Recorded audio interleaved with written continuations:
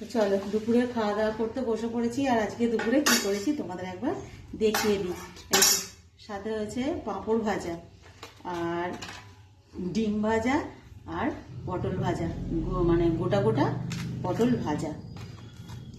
আজকে সব ভাজা ভাজা ভাজা করার কারণও আছে। আর এই যে হচ্ছে আজকে খিচুড়ি, দুপুরে আজকে খিচুড়ি বানিয়েছি। আজকে বেশ ঠান্ডা ঠান্ডা ওয়েদার তো, তাই সবার ইচ্ছা হলো একটু খিচুড়ি খাবার। চলো দুপুরে খাওয়া দাওয়াটা করেই নিই। আর এই বছরে আজকে এবার একটা মনে হচ্ছে লাস্ট খিচুড়ি খাওয়া, এরপরে যা গরম পড়বে আর খিচুড়ি খাওয়া যাবে না, আজকেই লাস্ট। আবার সেই কবে বর্ষা পড়বে তখন বর্ষার সময় খিচুড়ি খাওয়া হবে।